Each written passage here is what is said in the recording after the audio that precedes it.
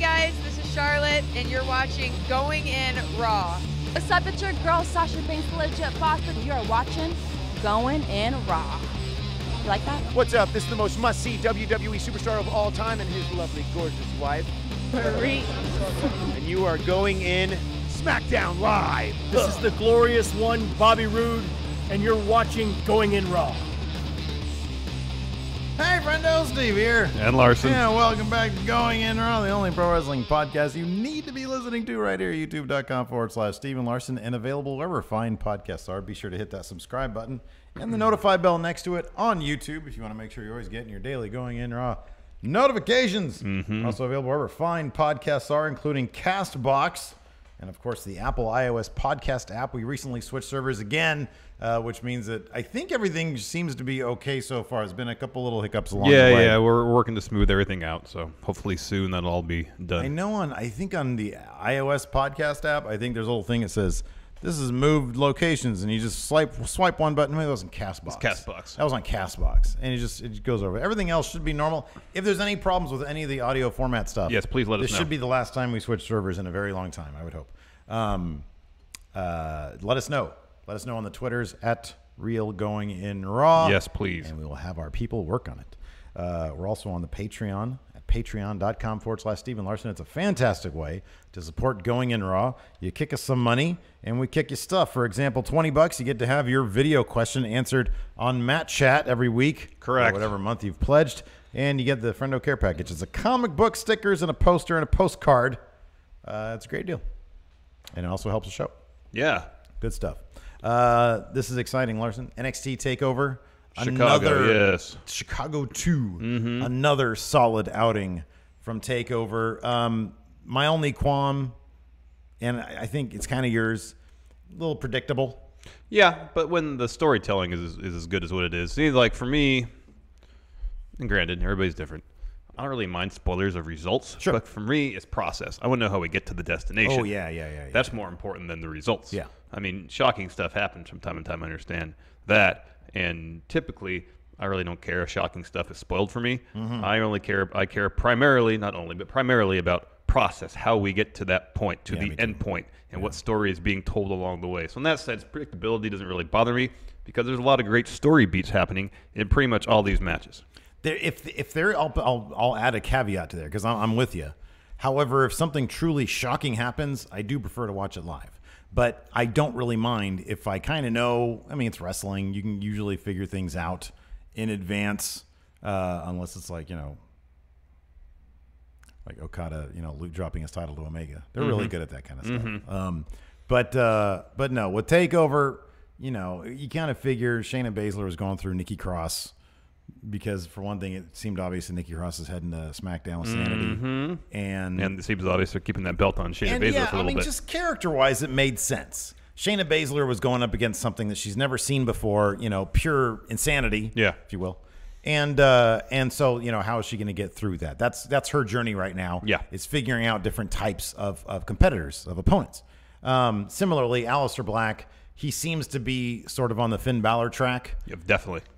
He's not going to be dropping that title anytime soon. No. I guess it was maybe a bit surprising to throw Lars Sullivan in there so quickly. But I think his loss, I thought, was really, really well done. Yeah. And he needs to lose because otherwise you're just doing the undefeated thing. Yeah. Also, I feel like Lars might be kind of in the same category as Velveteen Dream where they're developing them not necessarily for massive success in NXT, but for massive success on the main roster. I think you might be right about that. Yeah. On predictions wise, look, I knew Velveteen Dream was going to lose. The optimism in me was hoping that maybe this would be part of a larger feud that would last several takeovers, and maybe he would steal the first one. Plus, if I didn't choose that, we would have literally just had it all would have come down to the prop bet, which there is going to be some controversy with the prop bet. Hey, was there booked to be 3 black masses? We'll talk about it when we get there. We'll talk about it when we get there because, no, it doesn't matter what was booked. What happens in the ring is what matters. Well, I mean, Aleister Black delivered 3 black masses. He delivered 1 and like a half. Black mass needs to hit the face, needs to hit the head for it really to count. He whiffed on one of them completely. Yeah. So one of them literally did not connect. Well, that's, as far as I'm concerned, that's the only one that's in dispute because the other two were definitely black masses. The other two was a black mass to the upper arm. Well, Lars is a large guy. So he needs to hit on the he hit on the head eventually once he was down on his knees. Yeah. But that was on the shoulder. That doesn't really count as a black mass. Didn't he give Adam Cole a black mass in the armpit and won a match because of it? I guess we're talking about this now. Anyways, and so it wouldn't have counted back then either. It was three. No way, man. Obviously. 3? What do you mean 3? You already said one didn't count. No, I didn't. I said one missed. One mitt. If it misses, then it doesn't count. No, it was delivered. It was booked to simply an thing. attempt. It's an attempt. But Lars sold it like it hit, like it connected. You don't know that. He might have just fell down because there was a strong wind. There was a strong gust that came in. The foot passed by him. He took a beat to realize what was going on, and then he bumped. Nah, maybe he just freaked out a little bit because he was like, "Whoa, that was close," and he fell. No. It was a flinch. No. It was a flinch, and a flinch doesn't count. Because then Aleister Black covered him, and Lars kicked at it too. If it was a flinch, if it was just being shocked, then he would have kicked out immediately. I love number one. Okay. Obviously, all 3 of these were supposed to connect. Lars Sullivan, yes, was supposed to eat. The story is supposed to be Lars Sullivan eats 3 black masses. I just find it hilarious that really only one mattered. The other one was like right here. Well, like I said, I'm pretty sure Adam Cole took a black mass to the armpit and lost. The armpit is a very, very sensitive area, Larson. It's not they're really that sensitive. like neurons connected from the brain to the armpit. You didn't know that, did you? It's not true. It's actually not true. Actually not true. Anyways, the show started with a wildly entertaining tag team. You're going to hear the term wildly entertaining. Yeah, I can't think of a point in the show where I wasn't wildly entertained. Undisputed Era, who are massively over with the Chicago crowd. The top faces for the Chicago crowd, easily Undisputed Era. Oh, yeah, big time. Took on Oni Lorcan and Danny Burch, the scrappy underdogs. Hard-hitting, physical. Yeah. Yeah, I mean that's the match can be summed up in those 2 words: hard hitting, physical. A couple of really, really great spots. One of which is when Oni Lorcan was up on the top, ready to do a they later Doomsday do device. The thing. Doomsday, but it ended up being with the European uppercut. Yeah. Adam Cole was it Adam Cole who pushed him off? Who pushed him off? It was Kyle O'Reilly pushes him off. And he hits apron, then ow, that hurt. He did a flat back bump on the apron. Ow. And then oh man, that was good. That looked like it hurt. It looked like it really. Because early on the match, Lorcan and Burch hit their finisher. It's sad because they're and then O'Reilly came in to break up the pinfall. They're supposed to be scrappy underdogs, Larson, but the crowd was not behind them. No, the crowd was booing the crap out of them. Yeah, they wanted Undisputed Era to win. Yeah, big time. I mean, they gave him an ovation at the very end after. Yeah, it was a great match. Left because it was a great match. So they gave their proppers the respect prop. Yeah, the respect proppers. Respect pop. Sorry, they gave them their proppers. Yeah, there's a great spot where Oni Lorcan hit a double blockbuster off both members of Undisputed Era off the apron. That was fantastic. That was good. Adam Cole towards the finish, about 3 minutes left in the match, got tossed again. The crowd because he they got the pin on I think Kyle O'Reilly. And Adam Cole comes over and pulls Kyle O'Reilly out of the ring after Lorcan and Burch hit that European uppercut Doomsday device type move. They did one of those spots where both Oni Lorcan and Danny Burch had Undisputed Era in their submission holds. Yeah. At the same time. And Kyle O'Reilly kind of rolled Danny Burch him in a crossface, kind of rolled on his back and kicked Oni Lorcan in the face a couple times to break up the hold he had on Roderick Strong, which is a half crab. Yeah.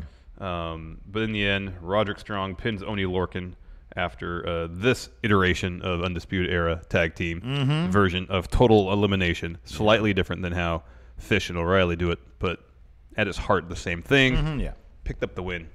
Fun match, physical. A lot of stiff forearms and knees and kicks. I love it when Kyle O'Reilly, like at the beginning of the match, just lays down his back and is like, come on. Oh, I know. Come on. Come try to fight me down here. I love it. I like when he walks into the ring and he's doing like the squat type thing. Oh yeah. MMA squat thing, whatever he's doing. Yeah. And I like that they have, and I'm maybe they've done this before, but I think just the crowd was so much into it.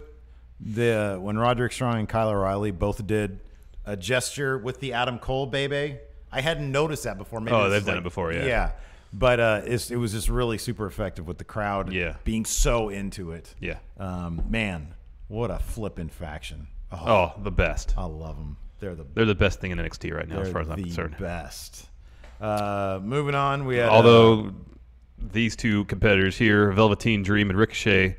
I've said this before, man. Velveteen Dream, he's tops for me right now. Yeah. The level of creativity, and I'm really curious as to what the clearance was. Oh, for his entrance? For his entrance. Well, let's talk about it because it works. Hold on. This is crazy. So he came out in full Hulk Hogan attire. Not full because he had Prince Puma tights on. Like literally, I'm pretty sure Ricochet just gave him those tights. Seems like because they were the exact ones that looked like he was wearing at some PWG show. There's a picture. Right, there's a picture of it. They're like the exact same. Yeah. If someone in WWE's art department might be brilliant in terms of recreating stuff, otherwise Ricochet just said, "Here, wear my tights." I kind of feel like it'd just be easier to say, "Hey, wouldn't it be great if I came out?"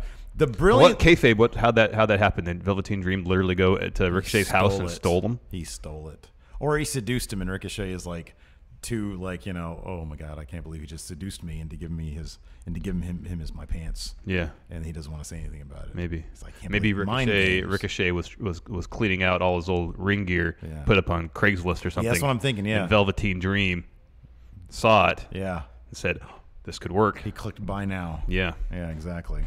In any event, I loved the basic premise of this and we'll get to the Hulk Hogan stuff in a second, but I love the basic premise of this as Ricochet's first singles takeover match.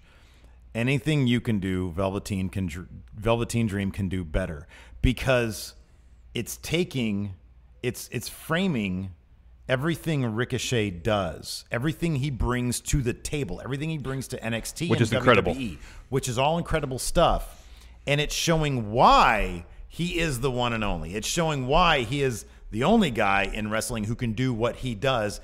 You've got the one person in the WWE, in NXT, who could potentially approximate what he does, and he couldn't do it better than Ricochet because only Ricochet can do what he does. The perfect introduction on this scale of Ricochet. I thought that premise going in was so clever. It was so apropos. We get to see exactly why there's only one Ricochet. Yeah. That was a great premise. Velveteen Dream, however, steals everything he's a part of. He evidently pants. Well, he might have bought them. He shows up with full Hulk Hogan. Well, he has the feather boas. He has a yellow shirt that says "Dream Still Over," as opposed to the Hulk Still Rules. Yeah, he has the headband that says the same thing, or and the bandana. All the mannerisms, and the wrist tape, everything. He fit in his own thing with the Hogan posing, along with the Hogan posing, all the way up to. And I'm sad that we didn't get big boot leg drop. Yeah, that's my only thing that I'm sad about.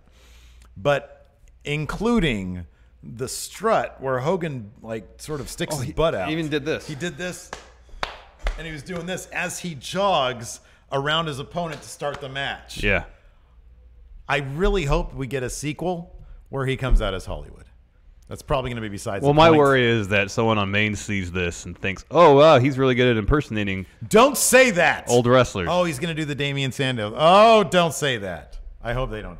Yeah, I hope that doesn't happen. But anyways, this Hogan Prince Puma amalgam entrance worked on so many levels. There was a lot going on there. So there was obviously the Prince Puma thing, which fits into the storyline that I mentioned earlier. And also, Velveteen Dream changed his Twitter profile pic to Prince Puma. Yeah. Which, of course, is Ricochet's character in Lucha Underground, if for those who might not watch Lucha Underground. Now, they incorporated it into the build, Ricochet bringing up that when Velveteen Dream, Patrick Clark, was on Tough Enough, he got eliminated, but then was given a contract regardless of that. Yeah. So he's given everything, and then Velveteen Dream had the comedic line, "I have no memory of that." Yeah. Which is great. But then who was he eliminated by? Hogan and Page. Mm-hmm. Yeah. So there's that. There's obviously the connection of the stuff that Hogan's gone through with the fact that Velveteen Dream is a black man. So there's that. And there's the idea that Hogan has a reputation for burying up and coming talent. Yes. And even though Patrick Clark is younger than Ricochet, has less in-ring experience, during the match Ricochet was down. He got in his face and was like, I'm homegrown. Mm-hmm. I am a wrestling god. Yeah. You go back to the bingo halls. Yes. So the idea, part of it, I think, was Velveteen Dream was going to this match to essentially bury Ricochet. Yes. By outdoing him. Yes. Great. Just so much going on there. Where did he even get the idea to do this? Because when you think about it, it's got so much going on for it.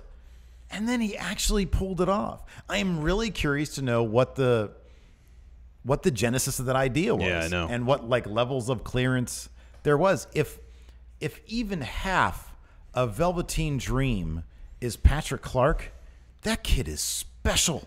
I mean, I already know he's special, but my God, The creative mind. the level of creativity here, the intelligence, is out of this world, man. the awareness is out of this world. That is a special dude, man. I'm telling you, that's a special dude. All right, I'll change my mind. Undisputed Era is not my favorite thing in NXT. It's Velveteen Dream. But then there's also Ricochet. Dude, he gives me chills. What do you think of Ricochet's new ring gear? Oh, I love it. It's great. I love it. It's like Tanahashi-esque. He's got wings. Yeah. On Oh, his, yeah, he's got wings. That's on right. his on his jacket, and then his new pants are gorgeous. Dude, here's the thing, though. Yeah, it is very Tanahashi-esque. Huh? It is, yeah. It's ready for a belt to be right It there. is. It totally is. We should be sitting here talking endlessly about Ricochet because he is that great. But instead, we're talking about Velveteen Dream. Well, he steals everything. I was compartmentalizing here. We're going to talk about Velveteen Dream first, move on, and then have our 5 minutes of Ricochet admiration because it is deserved. Oh, for sure. Yeah, because absolutely. Yeah. the story of this match was, very much so, Velveteen Dream trying to keep up and surpass Ricochet's feats of athleticism. Yeah. And early on, boy, did we get some feats of athleticism. yeah, Dream was game. Yeah. He was competing. He did that springboard senton type deal where he jumped up knees off the top rope. Yeah. Did a senton. That's a Ricochet move. Yeah. Shortly after that, he did the step up tope off the middle rope onto Ricochet on the outside. Great stuff. Yeah. And it was only because Velveteen Dream essentially reached the limits of his athletic ability that he lost. Yeah, exactly. Yeah. But we'll get to that in a little bit because there's more beats to get through in this match because this match kind of started not to the same degree, but Dream's match against Aleister Black, where it was very technical to begin. Yeah, sure. Yeah. This match started on the mat. Wasn't a whole lot of high flying stuff until someone got an early advantage, and it was Velveteen Dream who started doing the high flying stuff with the senton and the tope. Ricochet got the upper hand, and they hit a suicide dive, ran back in the ring, and then did a corkscrew tope over the top rope onto Velveteen Dream. Insane. Yeah. They did a lot of spots on the second rope. They really did. Yeah. Yeah. And they mirrored each other, which is actually pretty awesome. Yeah. First time they were up there, Dream got the upper hand, dropped the second rope Death Valley driver on Ricochet, but Ricochet kicked out too. Second time they're up there, Dream gets the upper hand and suplexes Ricochet. Velveteen Dream's on the apron and suplexes Ricochet to the mat on the outside. Ow. Ow. And the crowd, it was one of those moments. It was kind of akin to like Trent's plancha onto nothing. Yeah. Where it's one of those things was like, oh my God, that looks like it really just hurt. I know. Like, why would you do that? I know. Oh man, that was great. And then we have Ricochet trying to one-up Velveteen Dream because he hits a Death Valley driver, gets on the top rope, does Dream's pose, and hits Purple Rainmaker. Dream kicks at it too. Yeah. And then this spot was insane. Usually when someone hits a shooting star press, they're pretty, like the person who's taking it's pretty close to the rope. Right. So Ricochet hits move on Dream near the ropes. Ricochet gets on the top rope. Yeah. Velveteen Dream rolls basically to the middle of the ring. Okay, so you're watching this, and commentary sells it perfectly because it was one of those. Okay, intuitively, he's defensively rolling out of the range of either a 630, 640. Well, of a 630, but also 630, but also pretty much any high flying move, any beyond like a high-flying frog move. splash or a crossbody. Ricochet looks around and he hits a shooting star press Yeah. to the middle of the damn ring. Well, Dream got his knees up, but yeah, he made it. He made it He there. made it, yeah. Yeah. And then they did something that was the flip of that, where Ricochet ended up on basically one side of the ring.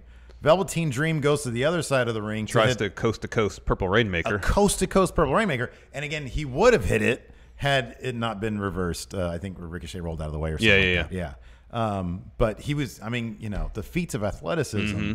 And we didn't even get to, we had to appreciate the attempts because neither of these, in these instances, they didn't hit. Yeah. Oh, that's great. I know. That's so great. And it makes you want, I'll say this, and we're probably not going to get it, although I hope we do. this match would be prime for a sequel. Oh, yeah. Because there's so much stuff they did in this match that they could then revisit in a different way. That could be so much fun. I could watch these guys wrestle. You could have the Dream say, "Okay, Ricochet, I tried to wrestle you in your type of match," and then just go to the other end of it, like have him challenge Ricochet in a submission match or something like that. I don't know. Yeah. Just to put a different spin on this feud, because there's mileage to be yet to be. There's a lot to be gained from this, because there's a lot to get into. You still could. But NXT, I mean, it's kind of the same with Aleister Black. NXT often just sort of leaves you wanting more, and that's it. Yeah. In any event, I mean, that's what kind of makes it, except for, obviously Ciampa Gargano, man. They're really going in all that. Oh, yeah, and they're going to have another one. Yeah. In any event, Ricochet did get the win. He hit 630 on Dream's back. After he missed the Purple Rainmaker. Yeah. Great match.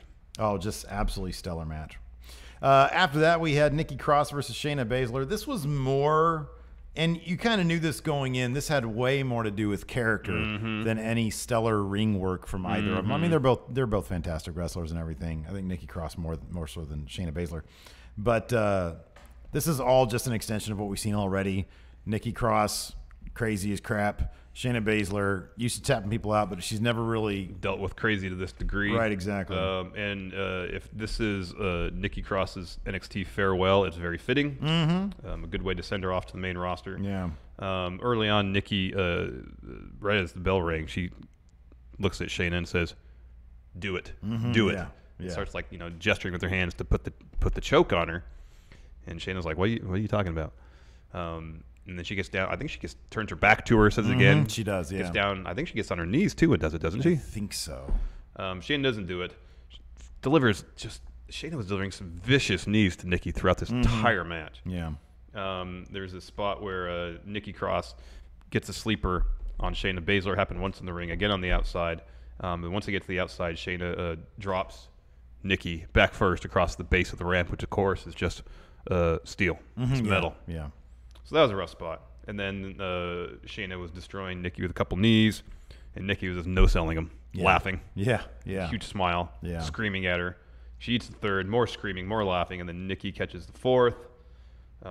Cross hits a reverse DDT on Shayna on the apron, rolls her back in, but Shayna kicks out at two.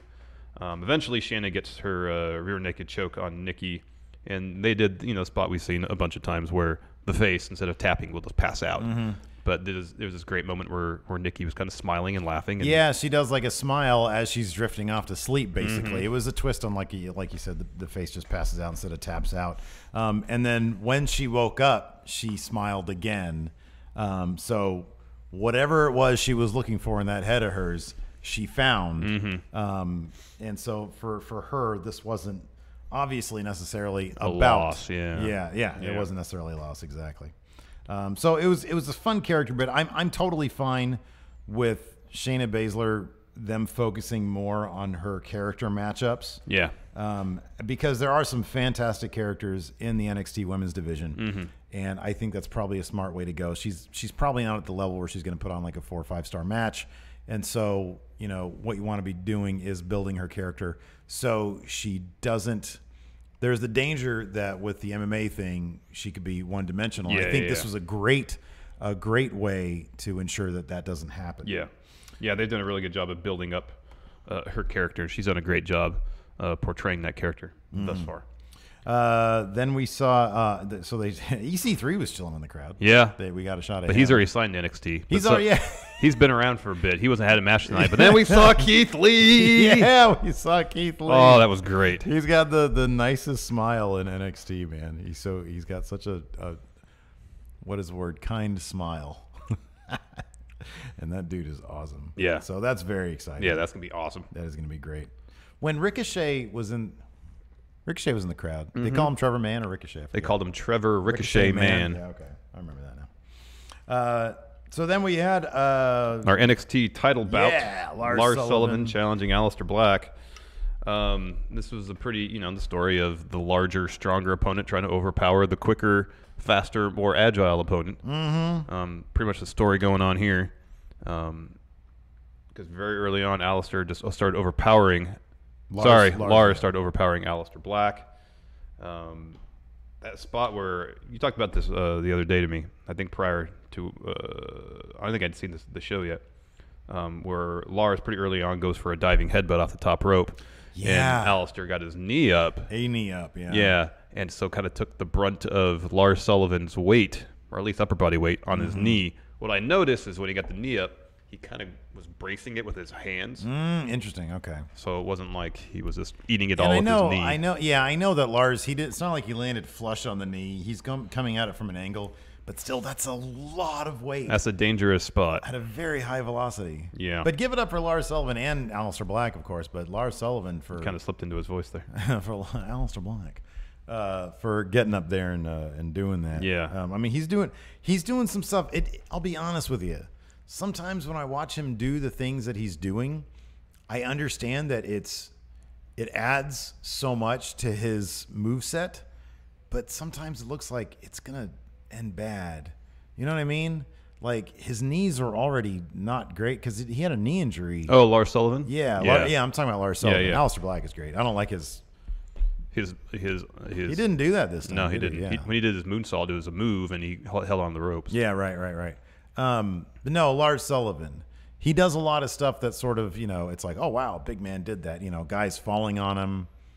Oh, yeah, you always worry about guys of that size. I mean, launching yourself off the top and just splashing down is one thing. That's, But still, with guys of that great, size who are tall and carrying a lot of weight. Yeah. It's probably not great. Like 300 pounds. That takes a toll on your back and knees. Yeah, I would think so.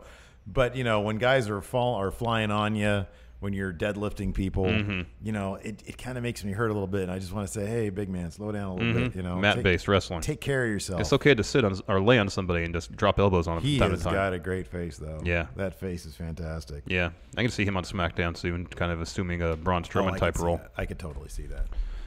So after that spot, Alistair sells a knee injury, and then Lars is selling a shot to the chin. Soften him up for 3 black masses. One of which actually hit. No, 2 of them hit. One hit. Connected with them. So for a while, Alistair had the upper hand. Lars started attacking the knee again. Put Alistair in the stretch muffler. And it's not very often you see someone in the stretch muffler, and then the person who's doing it stand up and start swinging the other person around. That was insane. Yeah. Lars goes for a freak accident. Alistair reverses with the DDT to the outside or to the apron. Alistair with a flurry of kicks. Lars just picks him up and power slams around the apron. Yeah. A lot of apron spots. Yeah. All right, this is the finish.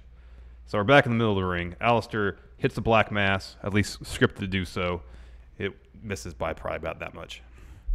Put up your fingers? About that much. You just put him in too far. It was like this much. It was super obvious that it missed. Oh, yeah, it's totally missed. And it didn't help that Lars stood there for a second and then sold it. Yeah, I know. I think if Lars had sold it immediately, it wouldn't have been quite as noticeable because you would have seen movement as the foot's coming through. And the camera was at an angle where you saw it all. Well, yeah, but it wasn't head on. It was over this way a little bit. No, it was an A cam. It was a hard cam. It wasn't like this. It was like this. It was a hard cam. I'm pretty sure it was a hard cam because you saw the whole ring. But in any event, I kind of want to look at it now because right. I could be wrong. I could be totally wrong. Yeah, you totally saw that it completely whiffed. Yeah, you totally did see the whiff. And commentary, they realized that because at first they said black mass, and they were like, didn't catch it all. He didn't get all of it. Looks like it didn't connect with everything or anything at all. And so in my book, it's not a black mass. If it's scripted to be a black mass, then it's a black mass. I put in the WWW network. Idiot. So anyways, Lars sells it as if it connected. Alistair goes to the pin. Lars kicks at it too. Alistair goes for another black mass. Lars catches it. We think, oh, this is where Lars is going to take advantage. Ew. No. Alistair hits another black mass. Lars gets up to his knees pretty quickly. A third black mass. Alistair picks up the win. He retains the NXT Championship. Yeah, that third one was fantastic because they did a really great job with a close-up on Lars Sullivan right before. It was before this one. Yeah. Okay. Right before. Oh, okay. So that's the shot I remember. Oh, yeah. So we're both right. It was. They realized it missed, and so they switched from the hard cam to the yeah, I think you're right. the corner cam. So there's a cam and there's okay. So yeah, all right. That's funny. So anyways, but now the second one, it connected, but it connected like up here. Black Mass is Aleister Black's spinning heel kick, irrelevant where it hits. I don't think it is. If you hit somebody with the Black Mass on the ass cheek, you can't you're not going to get the pin on that. Like you got to go. It's the head. Connection is with the head. Well, here's the thing about it this way. Since he didn't get it in the head the second time, that's why Lars was able to get to his knees so quickly, and then take the final Black Mass for the win. It's the Black Mass spinning heel kick. It's the move, regardless where it hits. I think it was booked for the. Let me ask you this. What if the story of the match is that Aleister Black is working over Lars Sullivan's knee, and he's chopping him down that way to get the upper hand, and say he has I don't even think this is possible. I'm going to say it anyways. He has Lars in the Tree of Woe. Oh. And so his knee's there. His leg is hooked under the turnbuckle. Black Mass to the knee. Yeah, telling the story. It's the Black Mass. Yeah, I don't know. The Black Mass is the move regardless of the target. All right, let's say we replace Black Mass with like a shotgun blast. All right. I'm actually helping you with your point right here, man. You're giving me the eye roll. What a bastard. Anyways, I get what you're saying. But I think the Black Mass at its most effective would be a headshot. Right. Yes, I agree. Yeah. But also, if you're thinking about within the context of the match, if he hits it in the shoulder, it might knock Lars down based on the force of that spinning heel kick, but it's not enough to defeat him, which required the third one while Lars was on his knees. Let me ask you to be honest here. Let me ask you to be absolutely because I could honest. always say, anyway, sorry, continue. Go ahead. When you originally, because I'm honest with you. Yeah, I don't think you're always honest with me. I'm always honest. When you originally made that prediction, when the question was posed, how many Black Masses would it take? Yeah. And you say 3 Black Masses. Correct. Aren't you thinking 3 Black Masses to the head? Because that's the finisher. That's what finishes. Yes, I understand. That's the most effective target for the Black Mass. But also, in my mind, I pictured it where he'd hit one, Lars would stumble, he'd hit another, Lars would stumble, he'd hit another, like 3 consecutive. In my mind, that's how it worked. He'd been just like spinning heel kick repeatedly. Somebody tweeted at us. And I was fine like watching spoilers and stuff on Twitter. I was fine with that because I know that no matter what you see on Twitter, it never matches up to like the match. Yeah, you need context for the match, the story being told, so on and so forth. Thing. And they said, well, I guess I think somebody tweeted at, well, I guess that's 3 Black Masses. Ha ha ha, or something like that. Yeah. And in my head, I was like, oh man, did he do some sort of like spinning 3 times Black Mass thing? That's what I was thinking. Like the finish of the match would be like bang, bang, bang, 3 Black Masses in a row. That'd be cool. No, but I think I will give you credit. I think that it was the spirit of the match. The intention was for 3 Black Masses to connect to the head. Exactly. However, I like going by what I see in the ring. Yeah. So we will agree that it. Well, I mean, it's a moot point because you already lost predictions at that point. It wasn't like that was going to, decide things either way. You know what, man? I go on a limb. I know Velveteen Dream is going to lose. Well, then you should go with that. Well, that's what I went with. All right, I fine. just changed it at the last minute. Still one because there's 3 Black Masses. No, there wasn't 3 Black Masses. There was 1. No, there's 3. There was 1 actual one and one of the 3. shoulders. Let me ask you something. When Seth Rollins does a super kick to someone's knee, is it still a super kick? Not really. Isn't there like a height level for a super kick? No, super kick is the action of doing that particular kick, a standing side kick. That's a super kick. I think you're wrong about that. No. You are not a wrestler. Let's move on. Johnny Gargano was backstage. Well, hold on. Let's talk about a few things here because we're not going to talk about Black Mass more, are we? No, we're done with that. Okay, cool. We're talking about symbolism in wrestling because I think it's very important to this feud and the storyline. So you got the crutch. Yes. The crutch is a symbol. Correct. It's a symbol of Tommaso Ciampa's bitterness, resentment, disdain, hatred of Johnny Gargano. He used it extensively before their first match to beat up Johnny Gargano repeatedly. And there was a moment in their first match where Gargano, in his hands, had a crutch busted in half. Yeah. And he could have looked like he was about to impale Tommaso Ciampa with it. Oh, yeah. Instead, he didn't. He did not give in to his own hate Yeah. of Ciampa. Instead, he showed tenderness, compassion, sat next to the man who had betrayed him. And got swerved. And got swerved, but he didn't use the crutch to win. He used the knee brace. And the knee brace is to hold together the wound, the most, I guess, obvious visual manifestation of the injuries Ciampa suffered prior to and during their tag match against Authors of Pain last year at NXT TakeOver Chicago. Yes. Which is the source of his resentments towards Johnny Gargano. So the finish of the first match was Gargano using Ciampa's own emotional, psychological injuries against him to win. Now, in the lead up to this second match, we thought they're kind of spinning their wheels a little bit. Yeah, some of this. Yeah. But once I saw Candice hand Johnny that piece of crutch, I was like, oh, now it all makes sense.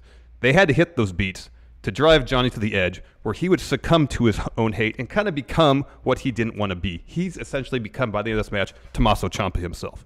They recreated the spot from Chicago last year. This time with Johnny have the upper hand. There's a spot where he's sitting on top of those production crates, kind of soaking it all in. And he had a moment there where he could have said, this is enough. I've done too much. I put this person through a table. They're getting stretchered out. You know, I can retain my humanity while besting, you know, getting the upper hand in this contest, but I can retain my humanity. Instead, he chooses not to, and it leads to his defeat. I'm guessing next time we see, I hope they do this, because like Ciampa's knee brace is kind of mechanical, almost robotic-looking thing. Yeah. The next time we see Johnny Gargano, because last time he had neck brace on, it was in the soft ones. This time he needs the hard plastic one with all the metal supports on it.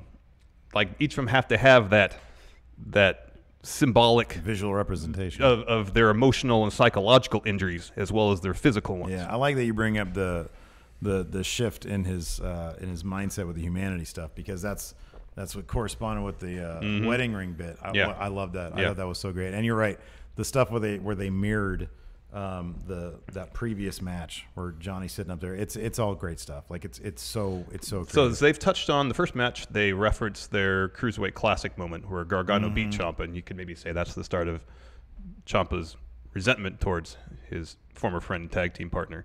This one obviously referenced their Chicago breakup. In the third match in Brooklyn, I'm trying to think what they may reference, because at Brooklyn 2, they had a tag title match against Revival that Johnny tapped out to a knee bar. They didn't win that night. So I was trying to think if they could reference that in some way.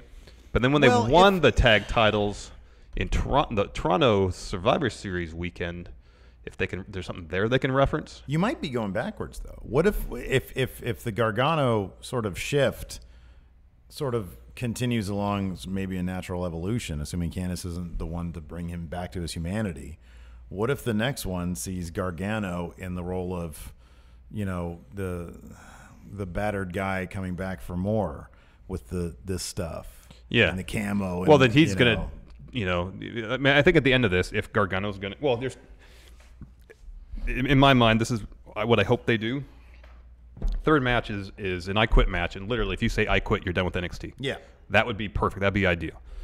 There's two ways you can go. There's a point in this match where Johnny realizes he's on the verge of going too far, realizes it's not worth destroying himself to destroy this man, and in the process of that, regains his humanity and wins. Ciampa goes to the main roster. Or he has that same moment of realization, but that causes him to lose. Whereas he says it's, you know, it may be in some level satisfying to destroy you, Tommaso Ciampa, but in the end it's going to destroy me more. So I'm willing to take the loss here to save myself. I think it's got to be Ciampa giving up. I think there's one moment during this match. There's one moment during this match that I think can sort of be the road to I quit for Ciampa, and that's when he was sitting down on the stage area and he starts screaming, "They don't know, none of them know, nobody knows, only I know." That's still kind of a big question mark. You know, that's something he's talking about that obviously we haven't seen publicized. And it's not just, oh, Johnny stole my moment. There's something else potentially there. And it could be fairly abstract. It could be something relationship-wise, you know, whatever going on in his own head that he's alluded to. But I feel like that level of emotional distress, of desperation that Ciampa's feeling to bring him to this point, should be the thing that leads him to saying I quit. I can see that same level of desperation in his voice when he's saying they don't know, none of you knows.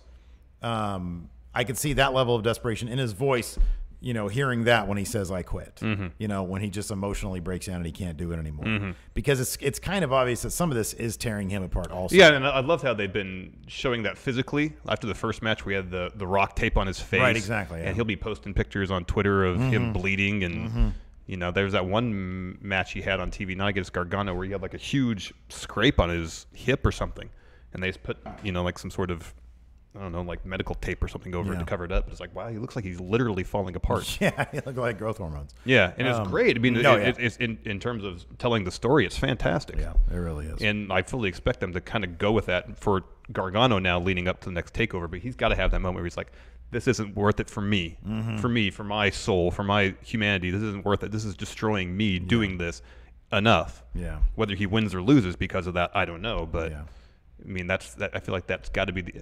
I kind of wish this is how I wish they would have done Bray Wyatt versus John Cena. Oh yeah. Like the first match. Man, John Cena's in a Transformers movie. You don't know nothing about that stuff. No, he's a smart guy. What you're talking about here is like flipping, I don't know, Scorsese level shit. Yeah, I know. He's a Michael Bay guy. No, I know, but still, like I know it would have been great. The ingredients were there for that. We don't see this kind of stuff on main roster very often. This depth of level, this depth of emotion or character. We don't see it that much, and it's a shame because it's this is going to probably go down as feud of the year. Oh, for sure, yeah, absolutely. And it's funny too because I felt kind of guilty afterwards for like doing the build to this match, sort of a disservice. I still think that there were some things they could have done that they did on social media that they probably should have put on NXT TV to break up the monotony. It kind of felt like monotony of them, doing all this stuff at Full Sail where it was a lot of talking. And then I was sort of put off by Candice. And even her bit where she said, go kick his ass. I was like, man, I get that you're the cheering wife, but you are so much more than that. Like, you need to be I agree more with than that. And I wonder if she'll come more into play. I mean, obviously, I think they're way smarter than making it like a love triangle type thing.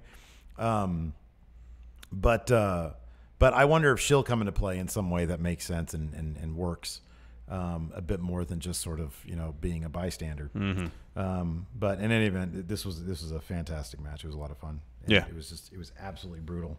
Yeah, it was. Oh my gosh. So both of them walked to the ring carrying a crutch. Johnny, the old busted up one from the previous match, and then Ciampa had a brand new one that was camo painted. Did this match, with the exception of the first few minutes and the last few minutes, this wasn't in the ring that much? Not a ton, no. Yeah. Not a ton. Cool. It was just enough for like Ciampa to start destroying it. Oh, I know. That was fantastic. So they have an early crutch duel. Johnny gets the upper hand. They brawl out to the crowd.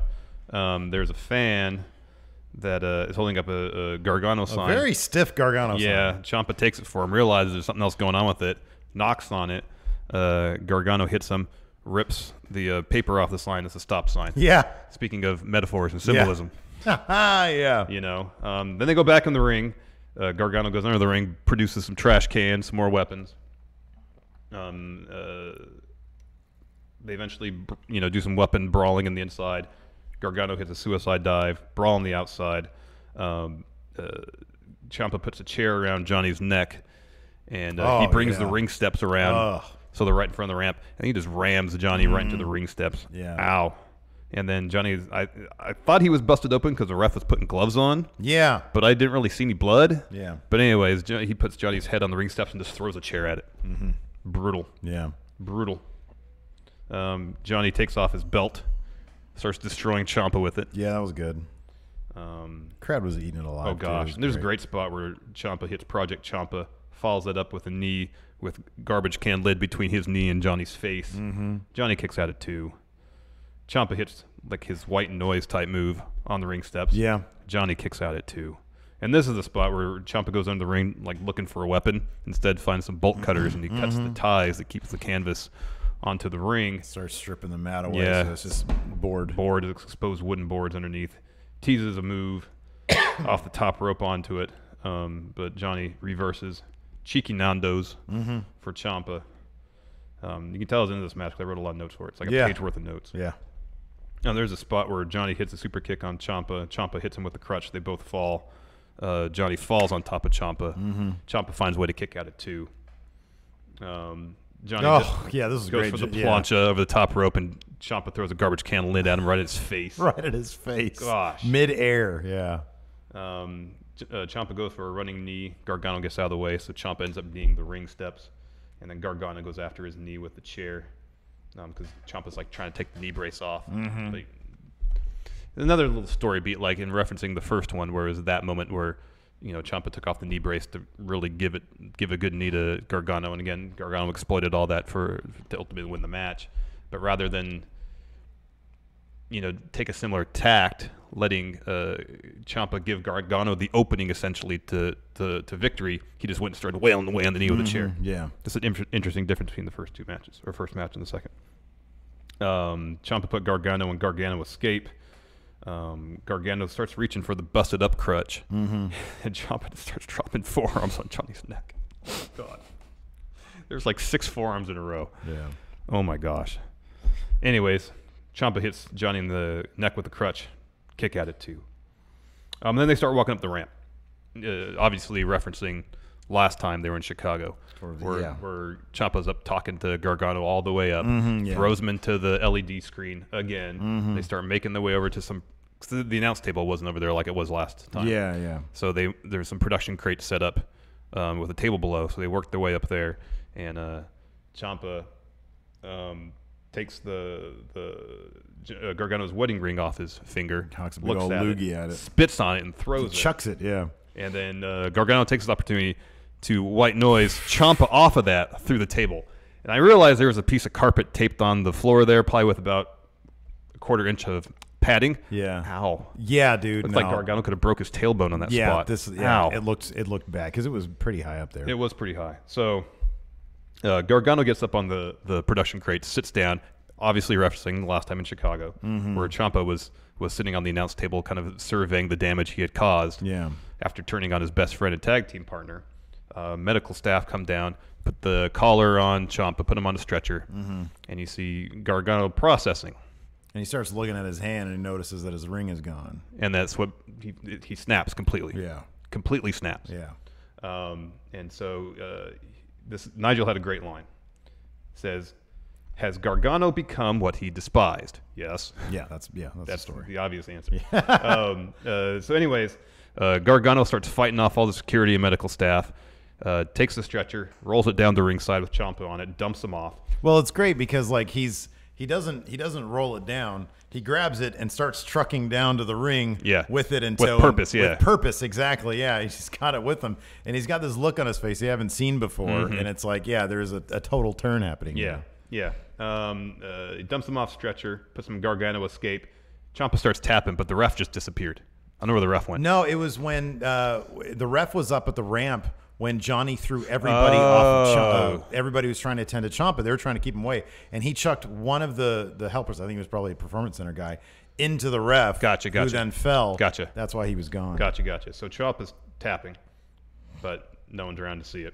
Gargano puts Ciampa in handcuffs, hits six consecutive super kicks. Oh, that was beautiful. That was so beautiful. It was just because Ciampa was on his knees. Yeah. And it was just whack, whack, whack, and from all angles, whack.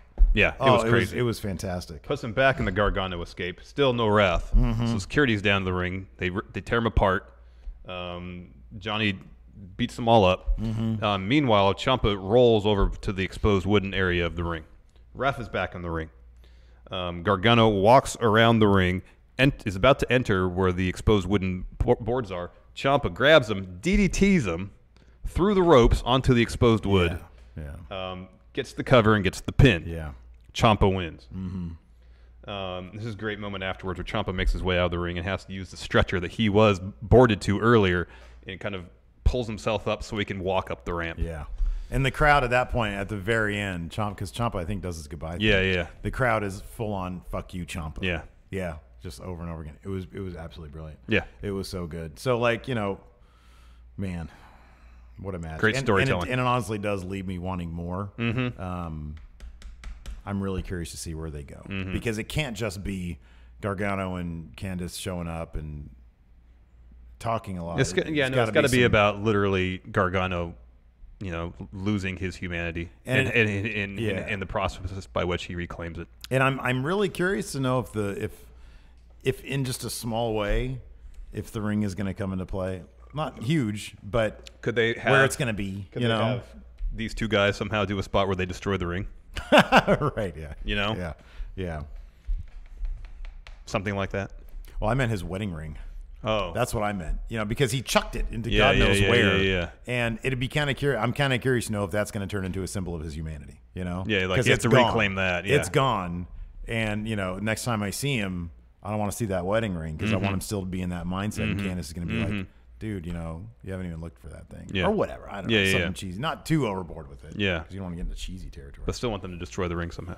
The actual ring would be good too. Yeah, that'd be like crazy. The wrestling ring. Yeah, they can find a way to do it. That'd be great. I'm sure they could do it. Just take some axes. Let me, axe match. No, maybe with like a spot. With axes. All right. Like a gun that. A fires. Different kind of lumberjack match. Yeah, exactly. Yeah, literal lumberjack match. Exactly. A bonfire match. Anyways, fantastic takeover. Really good show. It's amazing they can string these together. Just